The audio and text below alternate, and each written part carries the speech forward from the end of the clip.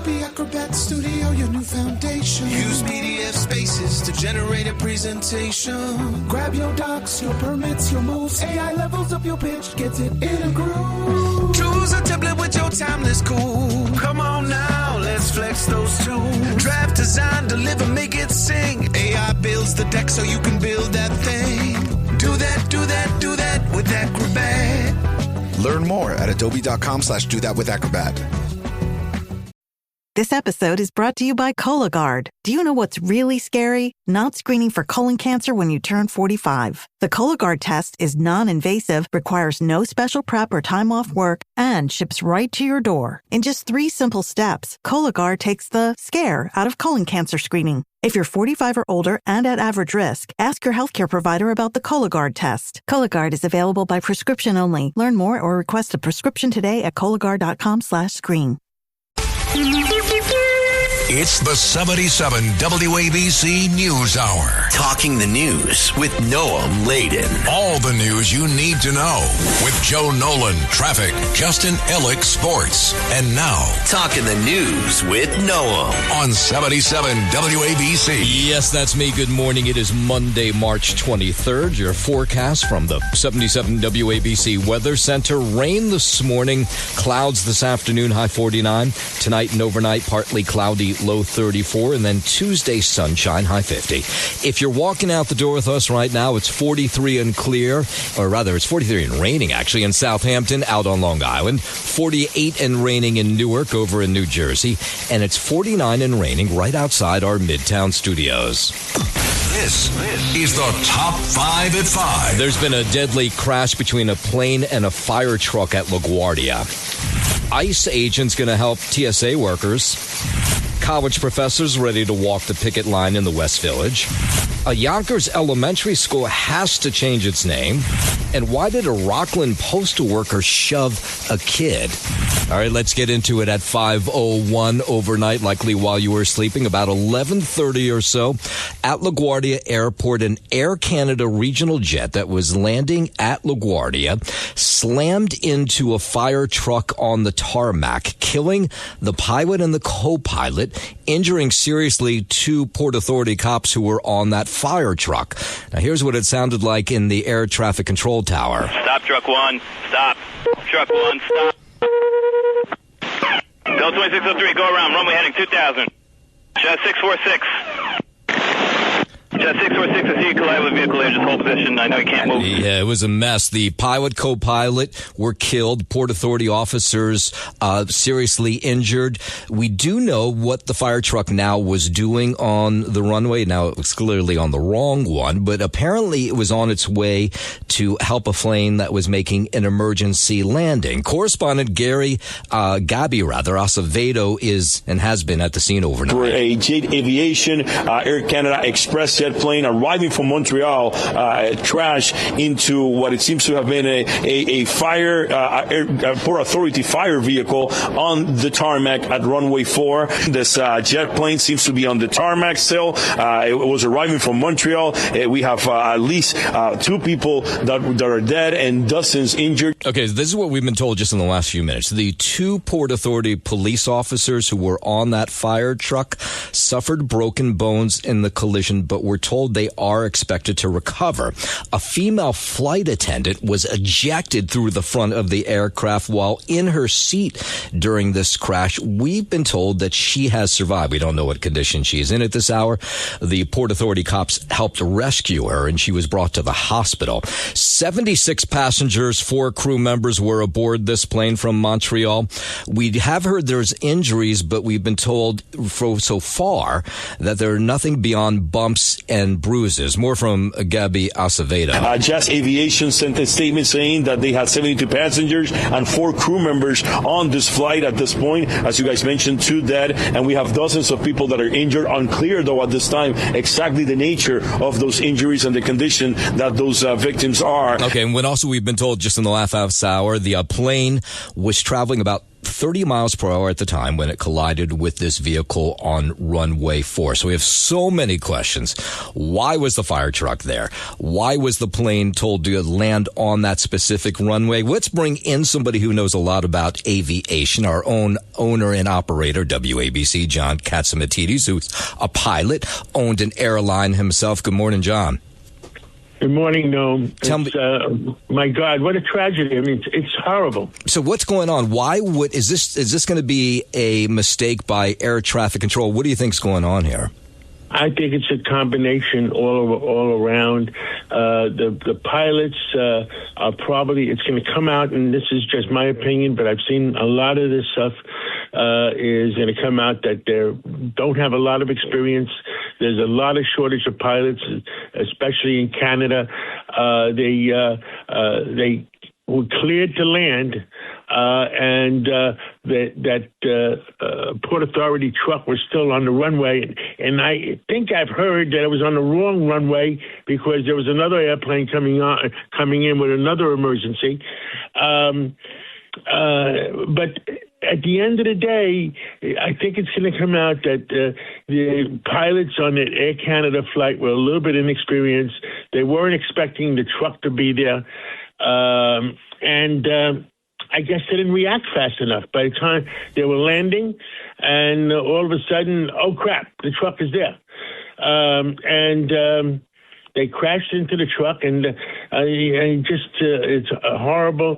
The fact is that most of the passengers got out, and looks like most of the passengers are going to be okay. I think we have to just wait and see and find out what kind of experience these two pilots had. You know, you hate to blame dead people. I mean, they paid the ultimate penalty themselves. And but at the end of the day, my opinion is that these pilots were a little bit inexperienced. Maybe one had no experience. And that's what happens on some of these flights that are... these regional jets, these smaller jet lines, right? Regional jet, yeah. It's a commuter aircraft. And I think I think we go hour by hour, and we have to find out what the qualifications of these pilots were. Do you know anything about the jet itself? It's a CRJ 900. Are you familiar with that? Slightly familiar. I've never flown a CRJ. I flew in the large aircraft. I flew 727s. I flew DC-8s, where we had at Capital Airlines. And I flew corporate jets as we owned a company that eventually became NetJets. Now, I have a lot of experience with, especially LaGuardia Airport. Right. It's a tough runway, and it's a tough airport. But normally, if the pilots are good, there's no problems. So let me ask you, we're talking, by the way, with WABC owner-operator John Katzimatidis, who's a pilot, owned an airline himself. So, we're seeing these initial pictures, and we'll see more as daylight comes in, but the front of the jet is no longer there. And I'm just wondering how that works. Because the fire truck, you would assume, would be lower than the jet. Why would the nose be gone? What would have happened, do you think, that the nose is gone of the jet when a fire truck, I would assume, would be much lower, no? Well, that's what me and you both assume, but right. We don't know what the fire truck actually looked like, and the CJ, that jet. Well, I think it probably went right into the fire truck and then probably was raised up a little bit after it hit. And 30 miles an hour, of course, that's pretty fast if you're running into a fire truck. I mean, not surprised to hear there's injuries. It's what was the old expression? Unstoppable force versus an immovable force? Yeah, exactly. Doesn't end well. All right, John, we'll hear more from you. John's actually coming in, doing Sid and Friends in the morning this morning, so he'll have a lot more to say of that. Thank you, John, for getting up. Well, you were up already, but thank you. I will see you in a little while. Great, I'll see you in about an hour or so. Okay, so here's what we know so far on this flight. It was an Air Canada jet that was landing from Montreal 11:30 last night when it ran into a fire truck. The pilot, the co-pilot are dead. Two people who were on the fire truck who were described as Port Authority police officers were told to have broken bones, but expected to survive. A flight attendant on the plane, she was ejected from the plane, but they say she has survived. She was taken to the hospital.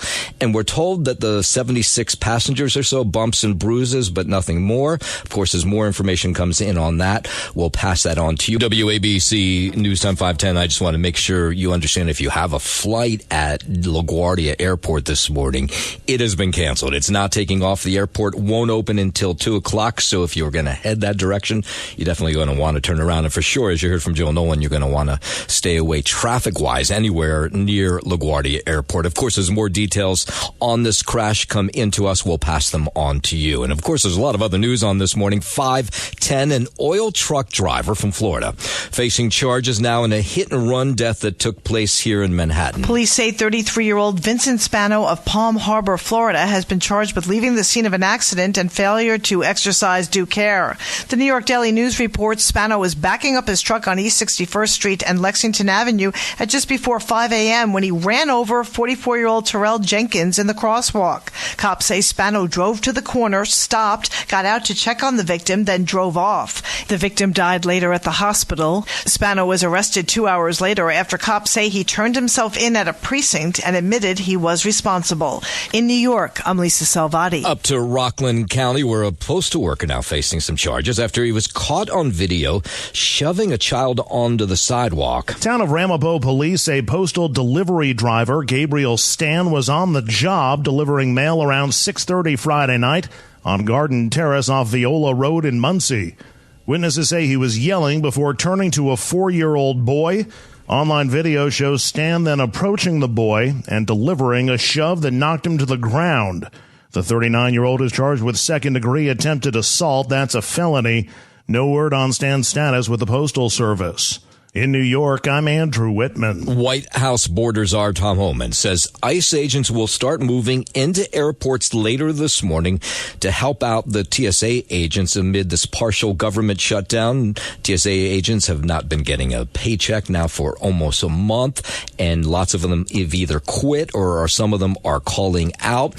So they need help at the airports, and if you've been there, you've seen the TSA lines are extra long. And I'm currently working on the plan now of execution, working with the director of ICE and the administrator at TSA, the acting administrator. So we'll put together a plan today and we'll execute tomorrow. In a social media post over the weekend, the president said that ICE agents would help TSA, would direct them to arrest anyone suspected of immigrating illegally into the U.S. ICE agents receive a high level of training.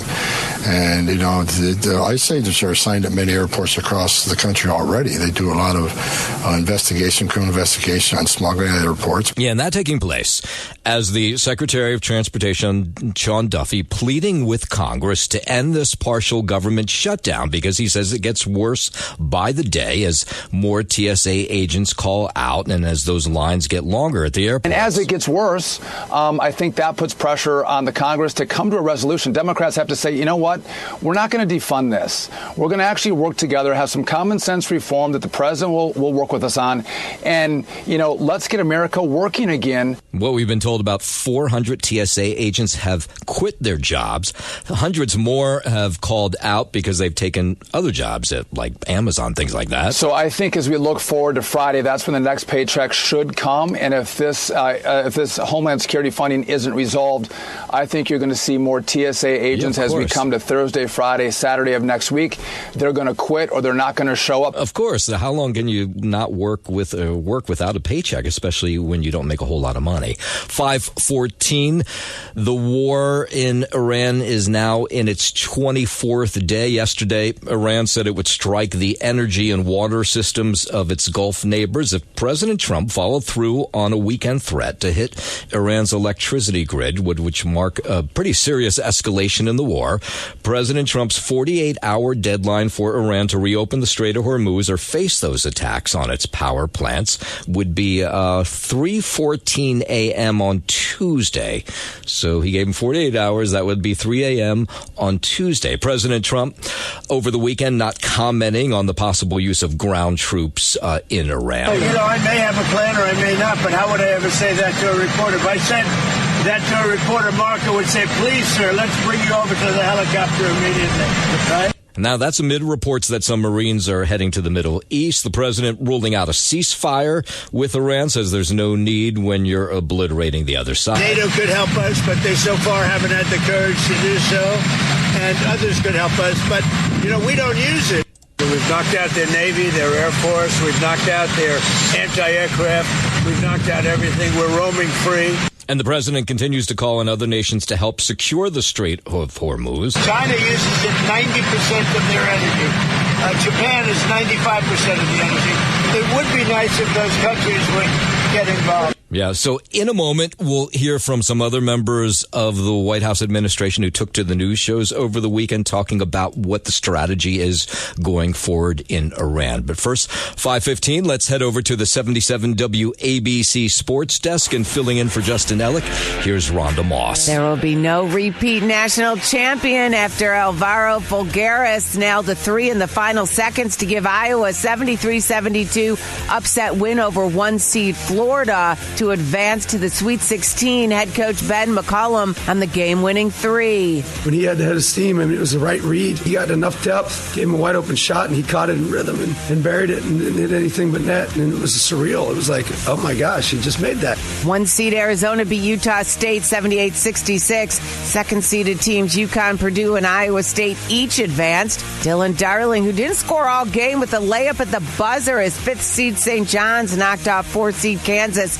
67-65 will face top seed Duke in the Sweet 16. Knicks crushed the Wizards, sending Washington to their 16th straight loss. On the ice, Alex Ovechkin scored his 1,000th career goal, but the Capitals lose to the Avs in overtime. That's sports. I'm Rhonda Moss. Yeah, that St. John's game was incredible last night. And circling back to our story of the morning, a plane crash at LaGuardia. This was 11:30 last night. Air Canada jet with 76 passengers on board slammed into a fire truck, a Port Authority fire truck on the runway. The pilot, co-pilot of that small jet were killed. A woman who was a stewardess on the plane, she was ejected from the plane but apparently survived.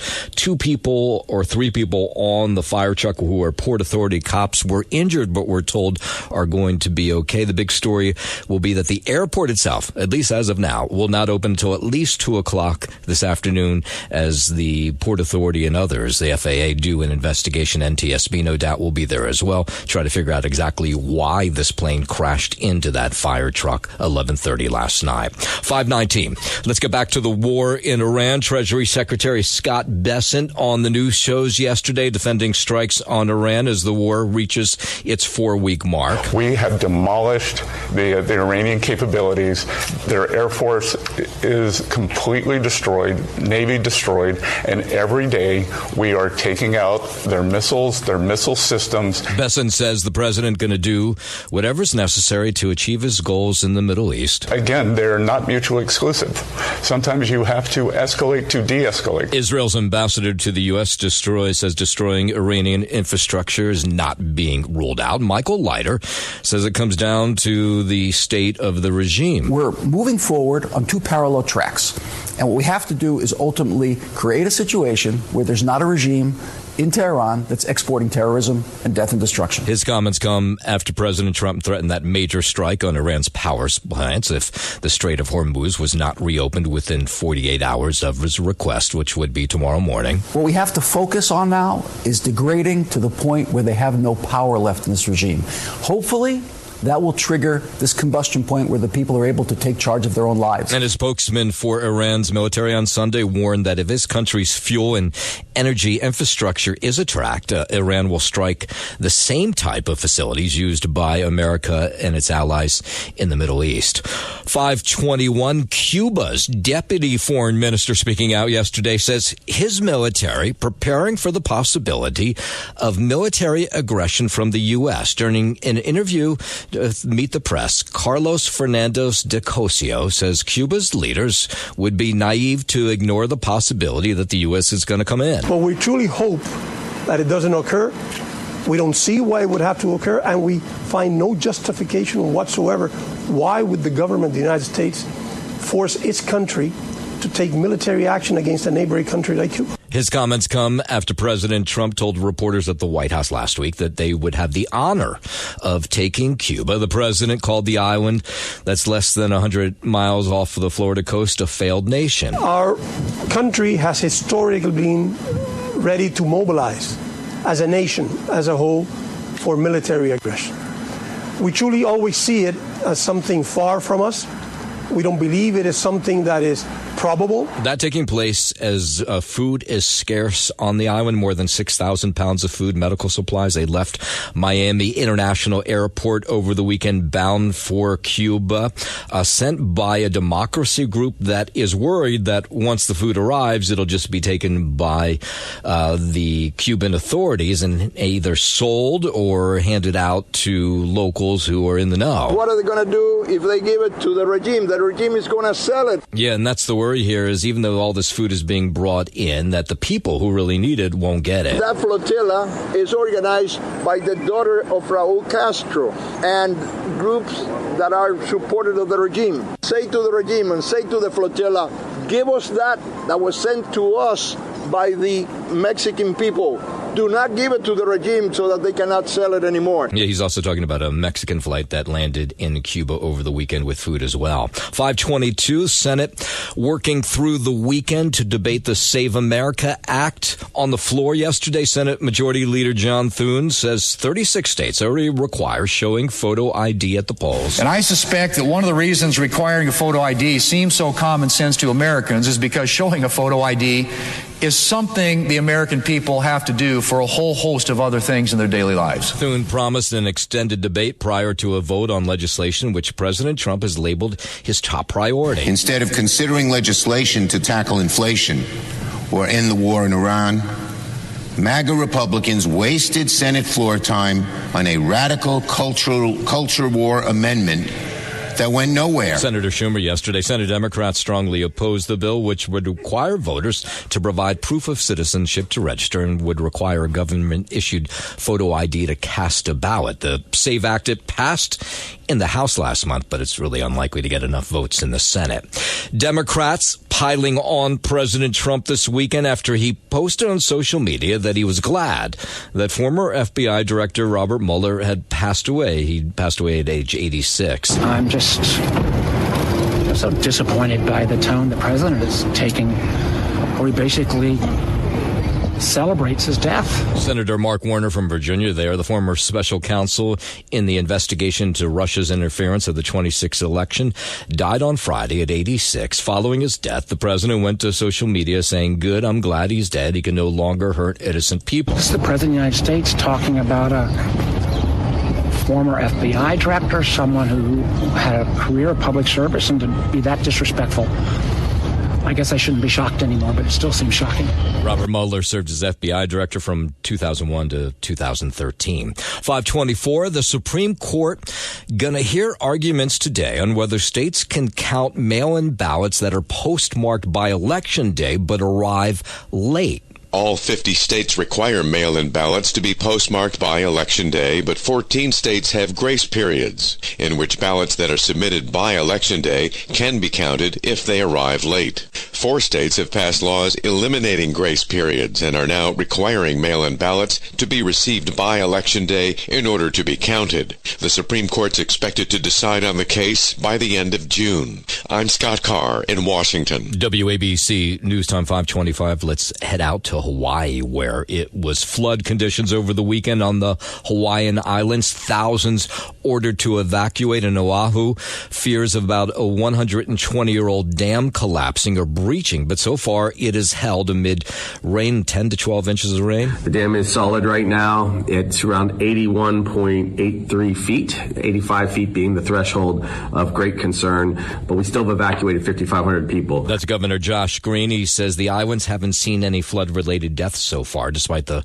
life-threatening conditions. There's been widespread flooding in the region due to this subtropical cyclone known as Kona storm, which has hit. Everyone, please be safe. You've done a wonderful job. No loss of life so far. A few serious injuries, but don't take this storm lightly. There's still more storm force out there, though it does appear to finally be clearing somewhat on Oahu. The storm will deliver another 4 to 6 inches of rain on Oahu throughout this weekend, but it's now moving over to Maui, where we expect somewhere between likely 4 to 8 inches, but as much as 10 to 12 in some areas. Yeah, so there will be definitely concerns about flooding there. Be very safe. Didn't mean to interrupt you there, Governor. 10 to 12 inches in some areas by the end of the weekend. An Arizona desert town has broken a national heat record for a third day in a row. The small town of Martinez Lake, north of Yuma, Arizona, broke the record Thursday by having the nation's hottest ever March temperature of 110 degrees. And it broke the record again Friday by hitting 112 degrees, along with 3 other nearby towns. The Weather Channel says heat records were broken across the Southwest on Friday, including in Phoenix, Las Vegas, and Death Valley, which all saw record-breaking high temperatures for the month of March. Record highs were also reported as far north as Billings, Montana, and as far east as Lubbock, Texas. I'm Scott Carr. NASA confirming a bright fireball seen over southeastern Texas on Saturday was a meteor. The agency said it likely broke apart above the Houston area. Video shows the burning ball of light streaking across the clear blue skies. NASA says the meteor was first visible in Stagecoach as it plunged into Earth's atmosphere. The shockwave caused a bunch of sonic booms that were heard by many area residents. It's the 77 WABC News Hour. Talking the news with Noam Laden. All the news you need to know with Joe Nolan, traffic, Justin Ellick, sports. And now, Talking the news with Noam on 77 WABC. Yes, that's me. Good morning. It is Monday, March 23rd. Your forecast from the 77 WABC Weather Center. Going to see some rain this morning. Clouds this afternoon, high 49. Tonight, overnight, partly cloudy, low 34. And then Tuesday, the sun reappears, high 50. If you're walking out the door with us right now, so happy you are. 43 and raining in Southampton out on Long Island. 48 and raining in Newark over in New Jersey. And it's 49 and raining right outside our Midtown studios. WABC News Time 5:41. Let's get you caught up on this crash that took place at LaGuardia Airport last night. The airport closed until at least 2 o'clock this afternoon after a regional jet coming in from Montreal, it was an Air Canada flight, smacked into a fire truck on the tarmac. Now, why either one was where they were, we don't know yet, but we do know that the pilot and the co-pilot of this regional jet, they were killed. There were people who were responding on this fire truck, Port Authority police officers. They were injured. We're told they are expected to survive, broken bones, and a flight attendant was ejected through the flight onto the tarmac, and we're told she is in serious condition but is going to be okay. Now, here's what it sounded like as this plane was coming in for a landing and then was taxiing the runway when it hit this fire truck. Stop, truck 1. Stop. Truck 1, stop. Bill 2603, go around. Runway heading 2000. Shot 646. Shot 646, I see you collide with a vehicle there. Just hold position. I know you can't move. Now, what we're being told is this Air Canada plane was nearing the end of its landing procedure when it collided with the fire truck that was manned by those police officers that was on the runway.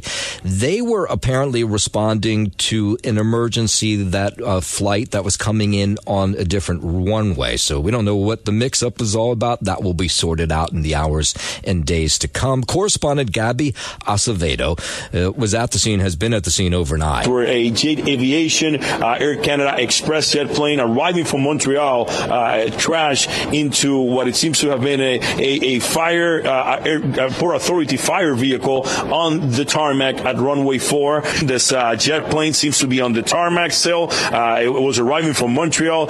We have at least 2 people that are dead and dozens injured. CRJ 900 jet, one of these smaller regional jets. And if you weren't listening A little later, earlier this morning, our owner-operator, John Katsimatidis, who is a pilot, owned an airline himself, said that he thinks when this is all said and done, it will be the inexperience of the pilots on this regional jet. There were 76 passengers, 4 crew members on board the plane. None of the passengers believed to have been hurt beyond some bumps and bruises. At least that's what we're being told at 5:44 in the morning. Jazz Aviation sent a statement saying that they had 72 passengers and 4 crew members on this flight at this point. As you guys mentioned, 2 dead, and we have dozens of people that are injured. Unclear, though, at this time exactly the nature of those injuries and the condition that those victims are. Now, the plane was traveling about 30 miles per hour at the time when it collided with the vehicle on runway 4. For comparison, when taxiing on the tarmac, planes typically travel about 5 miles per hour. So due to this crash, the airport is shut. No flights in, no flights out. Full ground stop at least 2 p.m. before it reopens. All around LaGuardia Airport, road closures coming in from Grand Central Parkway, and emergency and police cars surrounding this perimeter, trying to control the area so they can move around with quick access. Yes, so what caused the collision? That is not immediately clear. An investigation, NTSB, everybody else will be involved, I'm sure. The collision did occur following an evening that featured these bands of heavy rain that went through the airport. Whether that played a part or not, we'll find out, I'm sure, in the coming days. More on this story, of course, coming up as the morning wears on. But first, 5:45, let's head over to the 77 WABC Sports Desk. Good morning, Justin Ellick. Good morning to you, Noam Layden. Start here on the collegiate hardwood out in San Diego with just under 4 seconds left, and the score tied in a game. At number 5 seed St. John's once led by 14. Dylan Darling slashed straight into the paint and laid the ball up and in to secure St. John's 67-65 victory over Kansas in the second round. Ending, right? Did you were watching that game? Yeah, oh my God. That was incredible. How about that? I mean, with the 3 fouls by Kansas there that they had left towards the end down the stretch to cut off, like, what was it, 6 or 7 seconds? 3 seconds left when he got the ball. Yeah, exactly. Yeah. And then just dashes right down the lane. Guy hadn't had a bucket all night. No. Calls his own number in the huddle, and Patino says, go for it. You know, what left do we have to draw up here with 4 seconds? Let's take that inbound pass and see if we can lay it up and in. And Dylan Darling plays the hero for the Johnnies. I did say he hadn't had a point all night, had taken 4 shots during yesterday's game before that final play, and of course missed all of them. Made the one that counted most, though, of course, punching the Johnnies' ticket to their first Sweet 16 since 1999. It's the 14th trip for Patino, who is one of only 3 coaches to make the Sweet 16 with 4 programs. The Red Storm will face 1 seed Duke in the Sweet 16 come Friday in Washington, D.C. Did you see Patino the minute after that basket, the seconds after the basket was scored to win the game? Yeah, he just walks up, of course, St. John's, they're all over each other, jumping up and down, and he just walks off the court, no big deal. Not like he's been there before. Yeah. But he did let out a big fist pump and a big yelp out to the crowd as he approached the big huddle of the Johnnies there in the corner after Darling hit that big layup. So that was a great game. And it's good that they got through, but you got a big matchup now coming up on Friday against Duke. At least they're back on the East Coast, though.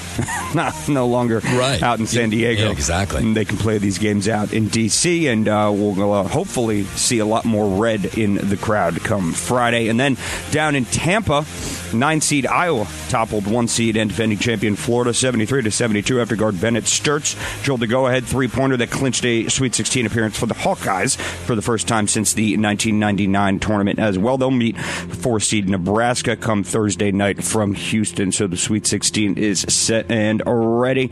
You get a few days off here in Noam Layden. All the kids get breathers, and that action will pick up on Thursday. Head to the professional hardwood here quickly. Nets, they lost to the Kings out in Sacramento 126-122, and at MSG, the Knicks, they beat up on the Wizards 145-113. On the ice, the Rangers lost to the Jets 3-2. Islanders edged out the Blue Jackets out in Elmont 1-0. And tonight, the Rangers, they're right back at it at 7:30 at home, welcoming in the Ottawa Senators. That is your Sports Noam, and I'm Justin Ellick on 77 WABC. WABC News Time 5:50. A Monday strike deadline is here as NYU and unionized non-tenure faculty going to walk off the job this morning. That's what we're being told.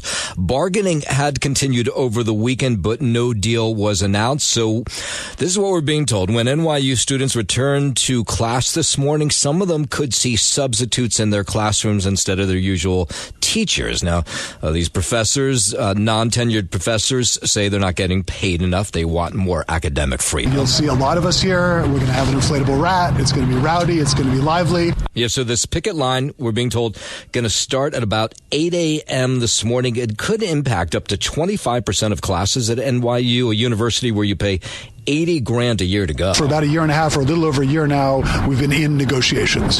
So it's been close to 30 bargaining sessions and still very far apart. They're over half of the full-time faculty here at NYU, and they're really what make this university so great. Can you imagine being a parent spending $80,000 a year to send your kid to NYU and the professors aren't showing up for class today?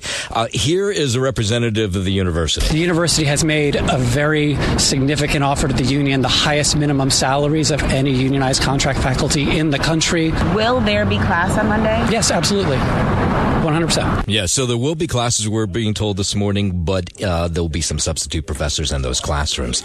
Out to Long Island, Nassau County Police, East Norwich, Connecticut's family looking for help finding their mother who went missing on Friday night. Detectives say 32-year-old Brittany Critis was last seen walking in Oyster Bay on Friday. Her husband says she was panicked on Friday night, jumped out of some sort of moving car, threw her phone into a bush, and then ran off. They don't really know what was taking place in that car. That was the last time they saw her in Oyster Bay. Over the weekend, they had everybody out looking for her. We've been combing wooded areas, rural areas, suburban areas, everything. So we're just asking for the public's help here. We really need the public's help to locate her. We're going to be at this until she's home. I don't care what we have to do, what needs to be done. Nassau County Police say they sent up their helicopter and drones several times since Friday as a part of an ongoing search, but no sign of her. 3 people face multiple animal cruelty charges after 32 dogs were found dumped in several New Jersey counties in a story we told you about last week. Police arrested 19-year-old Joshua Chimnecki, 74-year-old Robert Chimnecki, and 30-year-old Kyla McNeil, all of Phillipsburg. The trio was arrested after 32 small Chihuahua Terrier mixes were found abandoned in Stillwater, Lafayette, and Wantage. 2 of the defendants are being held at the Morris County Jail. The terrified pups had been dumped in the woods in open crates without any food or water. Police and local agencies teamed up with members of the public to rescue the dogs, and 2 were found dead. The dogs now recovering in shelters and veterinary hospitals, and they'll eventually be put up for adoption. In New York, I'm Liz Warner. Let's go out to Chicago. Police have charged a man with murder in the fatal shooting of a Loyola University student who's from Westchester County. Immigration Customs Enforcement requesting that the suspect, who's being questioned in connection with the murder, now facing murder charges, not be released from custody. He's an illegal immigrant from Venezuela. 25-year-old Jose Medina has been charged in the shooting. Chicago police announcing yesterday those charges include first-degree murder. Medina was arrested on Friday up in Yorktown, where this 18-year-old student was from. Her name is Sheridan Gorman. They're speaking out saying, why was this guy on the streets? Why was he allowed in this country? Unfortunately, it points to an immigration program that's been broken, whether it's the vetting if someone comes in legally or the illegal process. And I do think that having sanctuary cities and counties doesn't really help the matter much. Yes, it was 18-year-old Sheridan Gorman was walking with friends last week about a mile from the school campus about 1 a.m. when a guy approached the group, shot at them. That bullet hit her in the head, killing her. The bullet was not meant for her. Apparently it was meant for somebody else, but thankfully now they have somebody in custody. While we're up in that area, the Cesar Chavez School in Yonkers could be renamed now amid these new accusations of sex abuse aimed at the famed farm union leader. Last week, several women came forward with accusations of abuse and even rape against Chavez.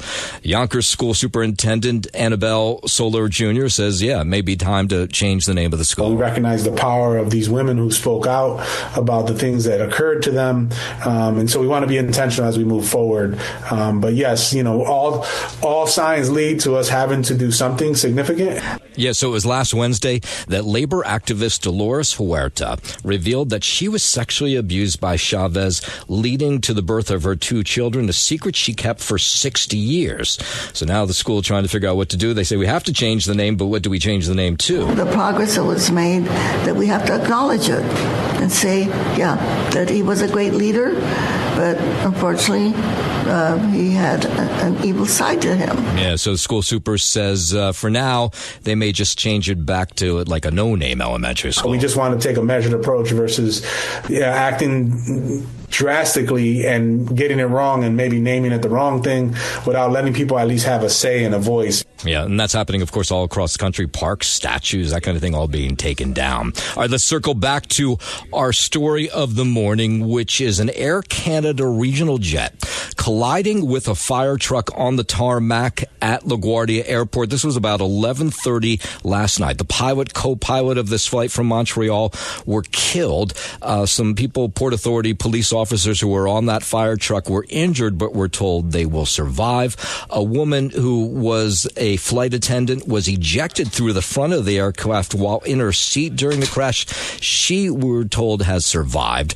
The 76 passengers, 4 crew members aboard the plane, bumps and bruises, but we're told they're going to be okay. We'll have more on this accident as more details come into us as the morning wears on. Thanks for listening to the News Hour with Noam Laden. You can hear the News Hour with Noam Laden weekday mornings at 5 on 77 WABC. If you like the podcast, share it with your friends and listen anytime at WABCRadio.com and download the WABC Radio app. Hit that subscribe button on all major podcast platforms. Plus, follow WABC on social on Instagram, TikTok, Facebook, and X. See you next time for a new episode so you never have to wonder. What the heck is going on here? It's tax season, and at LifeLock, we know you're tired of numbers. But here's a big one you need to hear. Billions.